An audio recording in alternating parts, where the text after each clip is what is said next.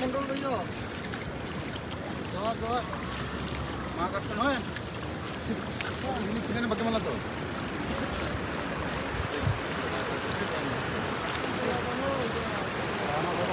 রান্না করবে এই কিন্তু হলে স্কুল